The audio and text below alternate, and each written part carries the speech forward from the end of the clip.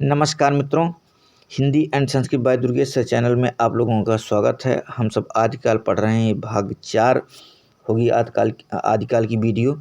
अब यहाँ हम पढ़ रहे हैं हम सब भाग 4 में आज साहित्य काल नाथ साहित्य। आइए नाथ साहित्य पढ़ते हैं, देखते हैं कि अगर वीडियो मित्रों अच्छा नहीं दिख रहा है तो किताब लेकर के बैठें और देखिए नाथ साहित्य। नाथ साहित्य में गोरखनाथ का नाथ पंथ बौद्धों की वज्रयान शाखा से निकला हुआ माना जाता है। गोरखनाथ ने पतंजलि के उच्च लक्ष्य ईश्वर प्राप्ति को लेकर हठ योग का प्रवर्तन किया। सिद्धों की वाम मार्गी भोग प्रधान योग साधना की प्रतिक्रिया के रूप में आदिकाल में नाथ पंथियों की हठ योग साधना आरंभ हुई। आचार्य हजारी प्रसाद द्विवेदी के अनुसार नाथ पंथ या नाथ संप्रदाय के सिद्ध मत, सिद्ध मार्ग, योग संप्रदाय, अवधूत मत एवं अवधूत संप्रदाय नाम भी प्रसिद्ध है। हठ योगियों के सिद्धांत पद्धति ग्रंथ के अनुसार ह का अर्थ होता है सूर्य और ठ का अर्थ होता है चंद्र। इन दोनों के योग से हठ योग कहते हैं। हिंदी साहित्य में 60 चक्रों वाला योग मार्ग गोरखनाथ ने चलाया। गोरखनाथ को नाथ साहित्य का आरंभकर्ता माना जाता है। गोरखनाथ की गुरु का नाम मत्स्येंद्र नाथ था। मत्स्येंद्र नाथ को मीननाथ और मच्छंदर नाथ भी कहा जाता है। बड़ा महत्वपूर्ण प्रश्न है। मत्स्येंद्र नाथ चौथे बोधिसत्व और लोकितेश्वर के नाम से भी प्रसिद्ध हुए हैं। मिश्र बंधुओं ने गोरखनाथ को हिंदी का प्रथम गद्य लेखक माना है। ठीक है, ध्यान रखें कि मिश्र बंधुओं ने गोरखनाथ को हिंदी का प्रथम गद्य लेखक माना है। तो हिंदी का प्रथम गद्य लेखक मिश्र बंधुओं के अनुसार कौन है? तो गोरखनाथ। राहुल सांकृत्यायन ने गोरखनाथ का समय 845 ईस्वी माना है। डॉक्टर हजारी प्रसाद द्विवेदी उन्हें 9वीं शताब्दी सती का मानते हैं। आचार्य रामचंद्र शुक्ल जो हैं और डॉक्टर राम कुमार वर्मा ये 13वीं सती बताते हैं। डॉक्टर पीताम्बर दत्त बड़थवाल उन्हें 11वीं सदी का मानते हैं। आचार्य हजारी प्रसाद द्विवेदी ने लिखा है कि शंकराचार्य के बाद इतना प्रभावशाली और इतना महिमान्वित भारतवर्ष में दूसरा नहीं हुआ। भारतवर्ष के कोने कोने में उनके अनुयायी आज भी पाए जाते हैं। भक्ति आंदोलन के पूर्व सबसे शक्तिशाली धार्मिक आंदोलन गोरखनाथ का भक्ति मार्ग ही था। गोरखनाथ अपने युग के सबसे बड़े नेता थे। डॉक्टर पीताम्बर दत्त बड़थवाल ने गोरखनाथ के 14 ग्रंथों को प्रमाणित मानकर उनका संपादन गोरखबानी नाम से किया। नेक्स्ट पेज पे पहुंचते हैं। पेज नंबर 87 देखें। यहाँ देखते हैं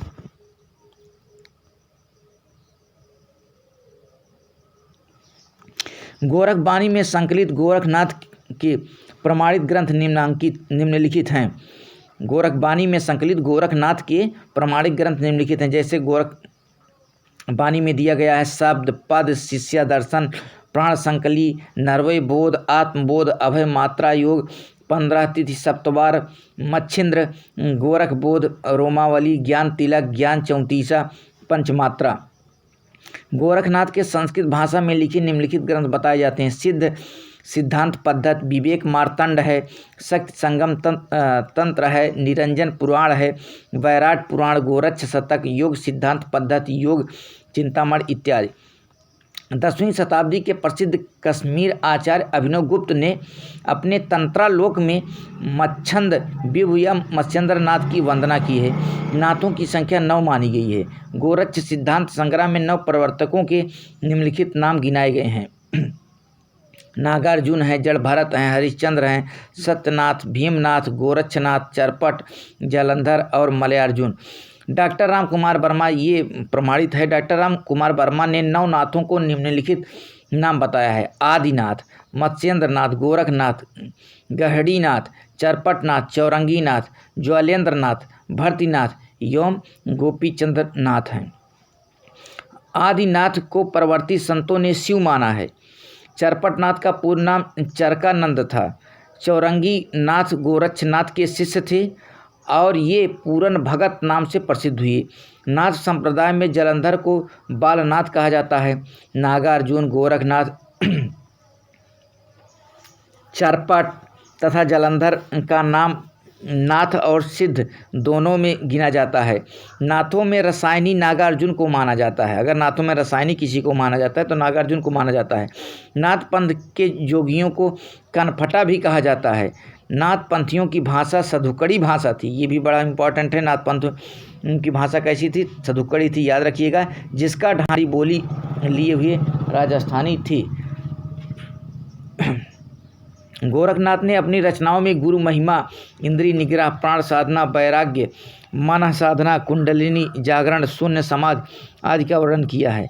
मत्स्येंद्र नाथ का वास्तविक नाम विष्णु शर्मा माना जाता है। ये भी ध्यान रखिएगा, मत्स्येंद्र नाथ का वास्तविक नाम अगर बात करें तो विष्णु शर्मा माना जाता है। इनकी लिखी संस्कृत रचना काल ज्ञान निर्णय का संपादन प्रबोध चंद्र बागची ने किया था। मत्स्येंद्र नाथ जो लिखे थे काल ज्ञान निर्णय लिखे थे, इसका संपादन जो किए थे प्रबोध चंद्र बागची ने किया था। आइए अब बात करते हैं, नीचे दिया गया है रासो साहित्य। आचार्य रामचंद्र शुक्ल ने रासो साहित्य का विवरण वीर गाथा काल के अंतर्गत दिया है। अब पहुंचते हैं पेज नंबर 88 पे। ठीक है, इसको देखते हैं यहाँ।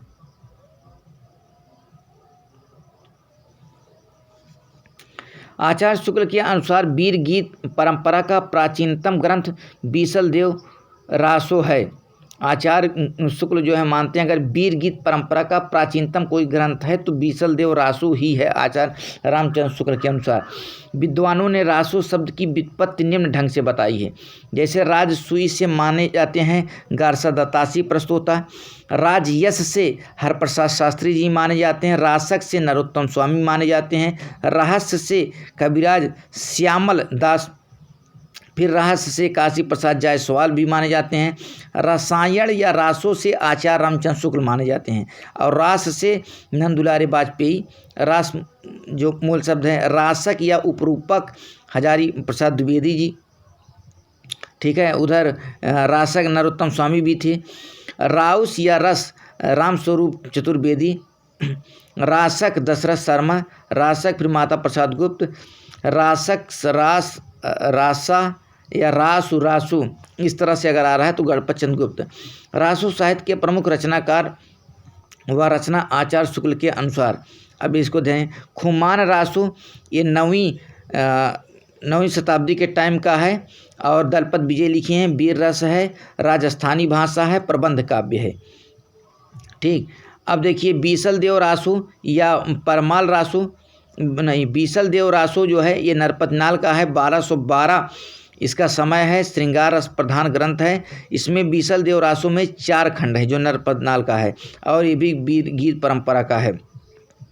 परमाल रासो जिसको आलखंड के नाम से जानेंगे, जगनिक ने लिखा है, 1230 इसका समय है और ये भी वीर काव्य है। ठीक है, काव्य रूप इसका वीर गीत ही है।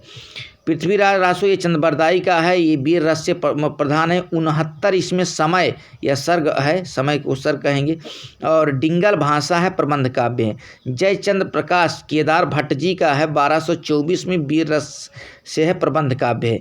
जयमंग जसचंद्रिका मधुकर कवि का है, 1243 ईस्वी है, प्रबंध काव्य है। हमीर रासो सारंगधर का है, टाइम नहीं दिया गया। विजयपाल रासो नल सिंह का है, वीर काव्य है और 42 छंद है, वीर काव्य 42 छंद वीर गीत है। रणमल छंद श्रीधर का है, 1454 में वीर काव्य है, 70 छंद है, डिंगल वीर गीत है। आगे देखते हैं यहाँ, आचार्य रामचंद्र शुक्ल ने लिखा है, चंद्रबरदाई हिंदी के प्रथम महाकवि माने जाते हैं और इनकी पृथ्वीराज रासो हिंदी का प्रथम महाकाव्य है। मिश्र बंधुओं ने लिखा है, हिंदी का वास्तविक प्रथम महाकवि चंद्रबरदाई को ही कहा जा सकता है। पृथ्वीराज रासो की प्रामाणिकता अप्रामाणिकता में विद्वानों के बीच मतभेद है जो निम्नांकित हैं। आइए पेज नंबर नेक्स्ट पे चलते हैं, 89 पे। यहाँ देखते हैं, अब देखिए कौन कौन जो है इसको प्रमाणिक माना है, कौन अप्रमाणिक माना है, कौन अर्थ प्रमाणिक माना है। तो प्रमाणिक मानने वाले श्याम सुंदर दास हैं, मिश्र बंधु हैं, मोहनलाल बिशुलाल पांड्या हैं, कर्नल टाड हैं, ये जो है प्रमाणिक मान रहे हैं। अप्रमाणिक मान रहे हैं आचार्य रामचंद्र शुक्ल जो है अप्रमाणिक मान रहे हैं, देवी प्रसाद भी अप्रमाणिक मान रहे हैं, कबीराज श्यामल दास ये भी अप्रमाणिक मान रहे हैं, गौरी शंकर हीराचंद ओझा ये भी अप्रमाणिक मान रहे हैं, बुलहर ये भी अप्रमाणिक, मुरारी दान ये भी जो है पृथ्वीराज रासो को अप्रमाणिक मान रहे हैं। अर्थ प्रमाणित मानने वाले मुनिजन विजय, आचार्य हजारी प्रसाद द्विवेदी, सुनीत कुमार चटर्जी, दशरथ ओझा ये सब जो है अर्थ प्रमाणित मान रहे हैं। आगे देखते हैं, पृथ्वीराज रासो में 68 छंदों का प्रयोग है, 69 समय है और 68 छंद हैं, ध्यान रखिएगा। मुख्य छंद है कवित्त है, छप्पय, दूहा, तोमर, त्रोटक और गाहा, यानी कि छंद कम है और समय ज़्यादा है 68। ठीक है, गाहा और आर्या चंद बरदाई को छप्पय छंद का विशेषज्ञ माना जाता है। हजारी प्रसाद द्विवेदी ने पृथ्वीराज रासो को सुख सुखी संवाद के रूप में माना है, पृथ्वीराज रासो को सुख सुखी माना है। डॉक्टर बुलहर ने सर्वप्रथम कश्मीर कवि जयानकृत पृथ्वीराज विजय के आधार पर सन 1875 में पृथ्वी प्रमाणित घोषित किया। पृथ्वीराज रासो को चंदबरदाई के पुत्र जल्हर ने पूरा किया। डॉक्टर बच्चन सिंह ने लिखा है, यह पृथ्वीराज रासो एक राजनीतिक महाकाव्य है, दूसरे शब्दों में राजनीति की महाकाव्यात्मक त्रासदी है। हिंदी में सर्वप्रथम 12 मासा का वर्णन नरपति नाल कृत बीसल देव रासो में मिलता है। कैमासबद्ध पृथ्वीराज रासो का एक महत्वपूर्ण समय या सर्ग है। कैमासबद्ध जो है पृथ्वीराज रासो का एक महत्वपूर्ण समय या सर्ग माना जाता है। आचार्य शुक्ल ने वीर काव्य परंपरा का प्रथम ग्रंथ बीसल देव रासो को स्वीकार किया है। ठीक है, बीसल देव परमाल रासो में आल्हा उदल नामक 2 सरदारों की वीरता का वर्णन है। आलखंड को सर्वप्रथम सन 1865 ईस्वी में फर्रुखाबाद के तत्कालीन जिलाधीश चार्ल्स इलियट ने प्रकाशित करवाया था। ठीक है ना, 1865 में फर्रुखाबाद के चार्ल्स इलियट ने प्रकाशित। आलखंड बरसात ऋतु में उत्तर प्रदेश के बैसवाड़ा, पूर्वांचल और बुंदेलखंड क्षेत्र में गाया जाता है। ठीक, आगे देखते हैं, विद्यापति इनका समय दिया गया है 1350 से 1450, यानी कि 1350 से 1450 ईस्वी। विद्यापति के गुरु का नाम पंडित हरिमिश्र था। विद्यापति बिहार प्रांत के दरभंगा जिले के बिपसी नामक गांव के निवासी थे। भाषा की दृष्टि से विद्यापति रचित ग्रंथ निम्नलिखित है।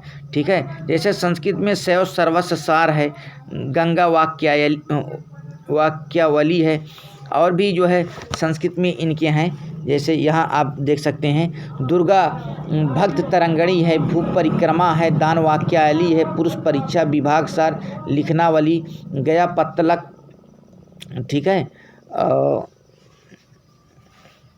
गया पत्तलक वर्णकृत्य है। अब इसके बाद जो है अवहट्ट में कीर्ति लता कीर्ति पताका के अलावा जो है ये कीर्ति लता जो है कीर्ति सिंह और कीर्ति पताका जो है शिव सिंह पताका शिव सिंह की वीरता और उदारता का चित्रण किए हैं। अब इसके बाद मैथिली में जो लिखे हैं पदावली गोरक्ष विजय जो इनका नाटक है, इसके बाद गोरक्ष विजय गद्य में लिखा गया है और ये जो है भाग संस्कृत में है तथा पद्य भाग मैथिल में है। तो यहाँ तक हुआ। अब इसके बाद यहाँ बात करते हैं पेज नंबर जो है 90 पे ही आ गए हैं हम सब। ठीक, यहाँ देखते हैं विद्यापति तिरोहित के राजा शिव सिंह और कीर्ति सिंह के राज दरबारी कवि थे। ठीक, विद्यापति तिरोहित के राजा शिव सिंह और कीर्ति सिंह के राज दरबारी कवि थे। विभिन्न विद्वानों ने विद्यापति को श्रृंगारी भक्त एवं रहस्यवादी कवि माना है। जो देखिए श्रृंगारी कौन कौन मारे हैं, हरप्रसाद शास्त्री, रामचंद्र शुक्ल, हरप्रसाद शास्त्री जी हैं, रामचंद्र शुक्ल हैं, सुभद्रा झा हैं, राम कुमार वर्मा हैं, रामवृक्ष बेनीपुरी हैं। भक्त माने हैं बाबू ब्रजनंदन सहाय, ठीक है, बाबू ब्रजनंदन सहाय, श्याम सुंदर दास, हजारी प्रसाद द्विवेदी जी। अब इसके बाद देखते हैं रहस्यवादी मानने वाले जॉर्ज ग्रियर्सन हैं, नागेंद्र नाथ गुप्त हैं, जनार्दन मिश्र हैं। ये सब क्या है, रहस्यवादी मानते हैं। फिर यहाँ देखते हैं बच्चन सिंह ने विद्यापति को जातीय कवि कहा है। बच्चन सिंह जो थे ना विद्यापति को जातीय कवि कहे हैं। महामहोपाध्याय महामहोपाध्याय प्रसाद शास्त्री ने विद्यापति को पंचदेवोपासक स्वीकार किया है। ठीक है, पंचदेवोपासक स्वीकार किए हैं महामहोपाध्याय। सूर्यकांत त्रिपाठी निराला ने पदावली के श्रृंगारिक पदों की मादकता की नागिन की लहर कहा है। सूर्यकांत त्रिपाठी ने विद्यापति की पदावली के श्रृंगारिक पदों की मादकता को नागिन की लहर कहा है। फिर इसके बाद बात करते हैं, हजारी प्रसाद द्विवेदी ने विद्यापति को श्रृंगार रस के सिद्धवाक कवि कहा है। श्रृंगार रस के सिद्धवाक कवि कहा है हजारी प्रसाद द्विवेदी जी ने विद्यापति को। आचार्य शुक्ल ने विद्यापति के संबंध में लिखा है कि आध्यात्मिक रंग के चश्मे आजकल बहुत सस्ते हो गए हैं, उन्हें चढ़ाकर जैसे कुछ लोगों ने गीत गोविंद को आध्यात्मिक संकेत बताया, वैसे ही विद्यापति के इन पदों को भी। ठीक, फिर देखते हैं विद्यापति के प्रशंसकों ने उन्हें कई उपाधियों से विभूषित किया जो निम्न हैं। जैसे आप देख रहे हैं, अभिनव जयदेव हैं, ठीक है, कवि शेखर, कवि कंठहार, नवकवि शेखर, खेलन कवि, दशावधान, पंचानन, और इसके बाद मैथिल कोकिल आदि। विद्यापति जो है शैव संप्रदाय के कवि थे। ठीक, विद्यापति किसके थे? शैव संप्रदाय के कवि थे। विद्यापति कीर्तिलता की रचना भृंग भृंगी संवाद के रूप में हुई है। विद्यापति के महत्वपूर्ण पद्यांश हैं। विद्यापति की भी जो कीर्तिलता है, ये रचना भृंग भृंगी संवाद के ही रूप में हुई है। विद्यापति के महत्वपूर्ण पद्यांश इस प्रकार हैं। आइए अब इसके बाद इनके महत्वपूर्ण पद्यांश पढ़ लेते हैं। जैसे कीर्तिलता में है, देसिल बयना सब जन मीठा ते तय सन जाप्यों औहट्टा रज लुद्ध असलान बुद्धि बिकम बले हारल। फिर इसके बाद पास 22 विश्वासी राय गए ने सर मारल, पास 22 विश्वासी राय गए ने सर मारल। और मारंत राय, अगला देखते हैं यहाँ, मारंत राय रण रोल पडु में इनि हा सद हुआ, सुर राय नयर नर अर रमणी वाम नयन पप फुरिय धुआ, कतहूँ तुरुक बर कर। अब देखिए यहाँ जो है कीर्तिलता में क्या कह रहे हैं, कतहूँ तुरुक बर कर और बार जाए ते बेगार धर और धरी आने बाभन बरुआ। अब तुरुक बाभन की बात कर रहे हैं यहाँ। और माथा चढ़ाई गाय कचरुआ, हिंदू बोले दूर ही निकार, छोटो तुर्का भब की मार, हिंदू बोले दूर ही निकार, छोटो तुर्का भब की मार। ये सब कीर्तिलता का है विद्यापति से। और जय सुर सा हो सही मम भाषा, जय सुर से 100 राक्षसी भी थी ना, जय सुर सा हो सही मम भाषा, जो बुंझियो के रही प्रशंसा। फिर इसके बाद देखते हैं, जाति अजाति विवाह अधम उत्तम का पारक, ये हो गया। पुरुष कहाड़ी हौं कहों जसु पंथा वह मुन्नु, और बाल चंद भी जावहूँ भाषा दुही नहीं लग गई दुज्जन हासा। ये रहा इनका। पदावली से कुछ इनकी पंक्तियां हैं परसों। खने नयन कौन अनुसारई, खने वसत धूलि तनु भरई, सुधा मुख के बिह निर्मल बाला, अपरूप रूप मनोभव मंगल, त्रिभुवन विजयी माला। ये देखिए, सरस बसंत समय भला, पावली दक्षिण पवन वह धीरे, सपनों रूप बचन एक बांसी, मुख से दूरी करुचीरे। ये हो गया। हिंदी में विद्यापति को कृष्ण गीत परंपरा का प्रवर्तक माना जाता है। हिंदी में विद्यापति को कृष्ण गीत परंपरा का एक प्रवर्तक माना जाता है। कि अगर कृष्ण गीत परंपरा का प्रवर्तक कौन है तो याद रखिएगा विद्यापति हैं। अब इसके बाद जो है बात करते हैं मित्रों अमीर खुसरो के लिए, ठीक है ना। अमीर खुसरो का जो ये टाइम है ना 1253 से 1325 ईस्वी माना जाता है। अमीर खुसरो का वास्तविक नाम अबुल हसन था। ठीक, और अमीर खुसरो निजामुद्दीन औलिया के शिष्य थे। अमीर खुसरो खड़ी बोली के आदि कवि कहे जाते हैं। अमीर खुसरो ने दिल्ली के सिंहासन पर 11 राजाओं का आरोहण देखा था। इतिहास के विद्वान डॉक्टर ईश्वरी प्रसाद ने अमीर खुसरो को महाकवि या कवियों में राजकुमार की संज्ञा दी है। ईश्वरी प्रसाद ने विद्वानों ने अमीर खुसरो द्वारा रचित ग्रंथों की संख्या 100 बताई है, जिसमें महत्वपूर्ण हैं जैसे खालिक वारी है, पहेलियाँ, मुकरियाँ, दो सुखने, गजल आदि। अमीर खुसरो की पहेलियों और मुकरियों में उक्त वैचित्र की प्रधानता मिलती है। अमीर खुसरो के महत्वपूर्ण पद्यांश निम्नलिखित हैं। चामन तूतीय हिंदुम अर रास्त पुरुषी, जे मन हिंदुई पुरुष तानाज गोयम। अर्थात मैं हिंदुस्तान की तूती हूँ, अगर तुम वास्तव में मुझसे कुछ पूछना चाहते हो तो हिंदी में पूछो, जिससे मैं कुछ अद्भुत बातें बता सकूं। ठीक, ये देखते हैं आप, बता सकूं, ये हो गया। पहेलियाँ इनकी है, ये देखते हैं। पहेलियाँ इनकी है। एक थाल मोती से भरा, सबके सिर पर औंधा धरा, चारों ओर वह थाली फिरे, मोती उससे एक न गिरे। तो ये आकाश है। अब इसके बाद आते हैं पेज नंबर 92 पे। ठीक है। एक नार ने अचरज किया, सांप मारी पिंजड़े में दिया, जो जो सांप ताल को खाए, सूखे ताल सांप मर जावे। ये दिया बाती को कहा गया है। एक नार दो को ले बैठी, एक नार दो को ले बैठी, टेढ़ी होके जिसके बैठे उसे सुहाए, खुसरो उसके बल बल जाए। यह है पायजामा। फिर अर्थ ते इसका बूझेगा, मुँह देखो तो सूझेगा। ये दर्पण है। अर्थ तो इसका बूझेगा, मुँह देखो तो सूझेगा। ये दर्पण के लिए ब्रजभाषा के रूप में है। चूक भई कुछ बांसो ऐसी, देश छोड़ भयो परदेसी। और एक नार पिया को भानी, तनवा को सरसा ज्यों पानी।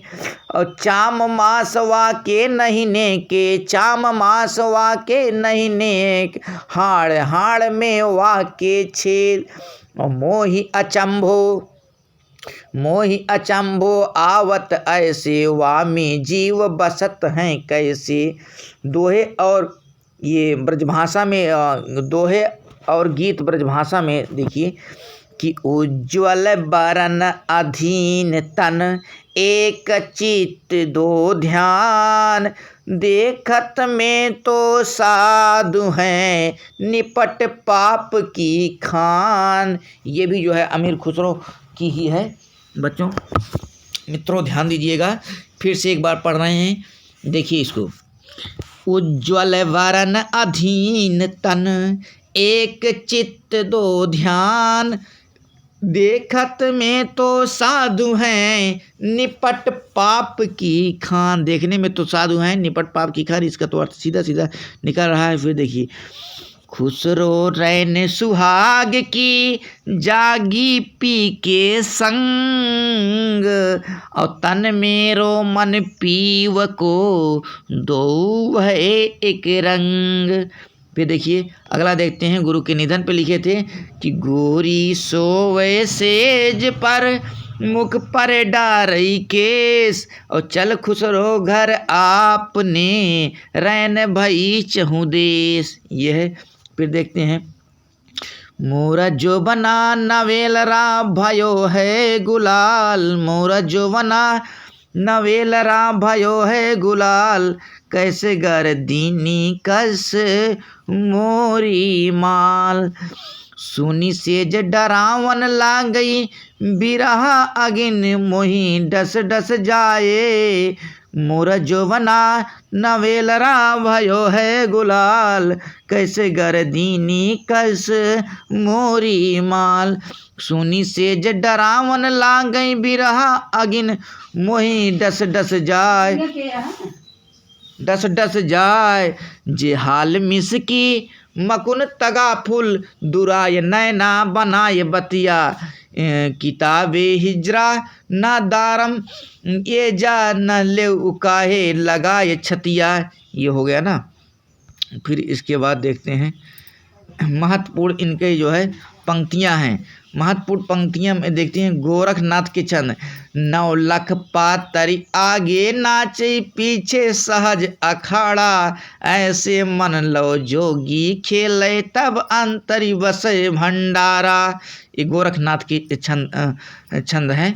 फिर देखिए अंजन माही निरंजन भेड्या तिलमुख भेट्या तेल, अमूर्ति माही अमूर्ति परस्या भया निरंतरी खेल।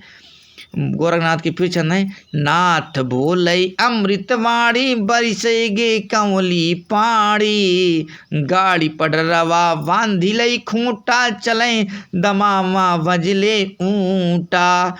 गुर की जय महिला निगुरा न रहिला, गुरु बिन ज्ञान न पायला रे भाईला। अवधू रहिया हाटे बाटे रूस विरस की छाया, और तजिबा काम क्रोध लोभ मोह संसार की माया। ठीक है। इसके बाद फिर देखते हैं स्वामी तुम्ही गुरु गुसाई अमें जो शिव शब्द एक बुझिबा, निरारंभे चेला कूड़ विधि रहे सतगुरु होई सब पुछिया कहे। अभी अंतर की त्यागई माया, अभी अंतर की त्यागई माया। अगला देखते हैं पेज नंबर जो है इस पे देखते हैं 93। यहाँ देखते हैं कि दुविधा मेटी सहज में रहिया। ये सब गोरखनाथ के हैं। और जोई जोई पिंडे सोई ब्रह्मांडे, बड़ा इंपॉर्टेंट है। जोई जोई पिंडे सोई ब्रह्मांडे गोरखनाथ। फिर अवधू मन चंगा तो कठौती में गंगा, अवधू मन चंगा तो कठौती में गंगा, गोरखनाथ हवें गंगा गोरखनाथ हवें गंगा। अवधू मने चंगा तो कठौती में गंगा, गोरखनाथ अवधू मन चंगा तो कठौती में गंगा। और किसका है? मन चंगा तो कठौती में गंगा, मन चंगा तो कठौती में गंगा, ये रैदास का है। और अवधू मन चंगा तो कठौती में गंगा, ये गोरखनाथ की पंक्तियां हैं। कुक्रीपा के छंद देखते हैं। हाउ निवासी भमण भतारे, हाउ निवासी हाउ निवासी खमण भतारे, मोहारे बिगव आ कहन न जाई। हाउ निवासी खमण भतारे, मोहारे बिगो अकहन न जाई। ये कुक्कीरीपा के छंद हैं। फिर देखिए ससुरी निंद गेल बहुड़ी जा गए, ससुरी निंद गेल बहुड़ी जा गए। ये दो पंक्तियां जो है कुक्कीरपा के छंद हैं। फिर देखते हैं पृथ्वीराज राजसूसी। इसमें ये देखते हैं पृथ्वीराज राजसूसी। राजनीति पाइये ज्ञान पाइये सुजानिए, उकति जुगति पाइये अर्थ घटी बढ़ी मानिया। उक्ति धर्म विशाल अस्य राजनीति नवरसम, उक्ति धर्म विशाल अस्य राजनीति नवरसम। खट भाषा पुराणम च कुरानम कथितम मया, कुरानम कथितम मया, कुरानम कथितम मया। फिर अगला देखते हैं पृथ्वीराज राजसूसी से। कुटिल केश सुदेश पोह परिचितात पिक सद, और कमल गंध बटा संद हंस गति चलती मंद मंद, हंस गति चलती मंद मंद। फिर इसे एक बार फिर देखते हैं पृथ्वीराज राजसूसी से। कुटिल केश सुदेश पोह परिचितात पिक सद, कमल गंध बटा संद हंस गति चलती मंद मंद, हंस गति मंद मंद चलती है। ये भी जो है पृथ्वीराज राजसूसी से। फिर देखिए रघुनाथ चरित हनुमंत कृत भूप भोज उद्धरिय जिमि, पृथ्वीराज सुजस कवि चंदकृत चंदनंद उद्धरी यतिमी। अब इसके बाद बात करते हैं लौकिक साहित्य में, और यही इसी के बाद जो है लौकिक साहित्य के बाद मित्रों ये आदिकाल आपका समाप्त हो जाएगा। बस 10 मिनट ज़्यादा से ज़्यादा आप और रहिए, और ये जो है आदिकाल आज पूरा हो जा रहा है आपका। लौकिक साहित्य में देखते हैं ढोला मारूरा दूहा, ये 11वीं शताब्दी में रचित एक प्रसिद्ध प्रेम काव्य है। ढोला मारूरा दूहा मूलतः दूहा आया है ना, मूलतः दूहा, ढोला मारूरा दूहा आया ना, तो मूलतः दोहा छंद में ही रचित है, जिसमें 17वीं शताब्दी में कुशल राय नामक कवि ने कुछ चौपाइयाँ जोड़कर इसका विस्तार कर दिया। इसमें ढोला नामक राजकुमार और मारवाड़ी नामक राजकुमारी की प्रेम कथा का वर्णन है। इस काव्य का मूल कवि जो है कल्लोल था। ढोला मारूरा दूहा का अगर मूल कवि हैं। इस काव्य की महत्वपूर्ण पंक्ति निम्न है। देखिए ढोला मारूरा दूहा की जो है जो मूलतः दोहा छंद में है, 17वीं शताब्दी में कुशल राय ने चौपाई जोड़ करके विस्तार किया। मूलतः इसके कवि कल्लोल हैं। तो इसकी महत्वपूर्ण पंक्ति देखते हैं क्या है कि सोरठियो दूहा भलो भली मारवड़ी बाल, और जो बन छाई धड़ भली तारा छाई रात, जो बड़ छाई धड़ भली तारा छाई रात। एक बार फिर से देखते हैं कि सोरठियो दूहा भलो भली मरवड़ की बात। मरवड़ से आप जान सकते हैं मारवाड़ी है ना, तो मरवड़ की बात से याद रखेंगे कि ये जो है इसी का है। और जो बन छाई धड़ भली तारा छाई रात, जो बड़ छाई धड़ भली तारा छाई रात। फिर इसके बाद देखते हैं बसंत विलास। ये जो है बसंत 13वीं शताब्दी में रचित महत्वपूर्ण काव्य ग्रंथ है। बसंत विलास में जो है 84 दोहों में रचित एक श्रृंगारिक काव्य है, जिसमें बसंत और स्त्रियों पर उसके विलासपूर्ण प्रभाव का मनोहारी चित्रण है। ठीक, फिर इसके बाद बसंत मनोहारी चित्रण है। बसंत विलास का संपादन सर्वप्रथम केशव लाल हरसाद राय ने किया। इस काव्य की महत्वपूर्ण पंक्ति निम्न है, जैसे इड़ी पर कोई लिखू जई पुंजई युवती मड़ोर, विधुर वियोगिनी धू जई कूजई मयड़ किशोर। ये बसंत विलास से है। इड़ी पर कोयल कूजई पुंजई युवती मड़ोर, विधुर वियोगिनी धू जई कूजई मयड़ किशोर। ये है। अब इसके बाद देखते हैं नीचे दिया गया है विविध के लिए अपभ्रंश भाषा में 3 प्रकार के बंध पाए जाते हैं। एक दोहा बंध, फिर पधड़िया बंध, और इसके बाद गे पद बंध है। हजारी प्रसाद द्विवेदी ने लिखा है कि दोहा या दूहा अपभ्रंश का अपना छंद है। दोहा या दूहा अपभ्रंश का अपना छंद है। उसी अब देखते हैं पेज नंबर जो है यहाँ आगे बढ़। उसी प्रकार जिस प्रकार गाथा प्रकृत का अपना छंद है। फिर देखते हैं अपभ्रंश का चरित काव्य पधड़िया छंद में लिखा गया है। अपभ्रंश का जो चरित काव्य है वो पधड़िया छंद में लिखा गया है। तो यहाँ देखते हैं कि चरित काव्यों में पधड़िया छंद की 8 पंक्तियों के बाद धत्ता दिया रहता है, जिसे कड़वक कहते हैं। हिंदी में सर्वप्रथम चौपाई और दोहा पद्धति का प्रयोग बौद्ध सिद्ध सराहपा की रचनाओं में मिलता है। फिर से ध्यान देंगे, हिंदी में सर्वप्रथम चौपाई और दोहा पद्धति का प्रयोग बौद्ध सिद्ध सराहपा की रचनाओं में मिलता है।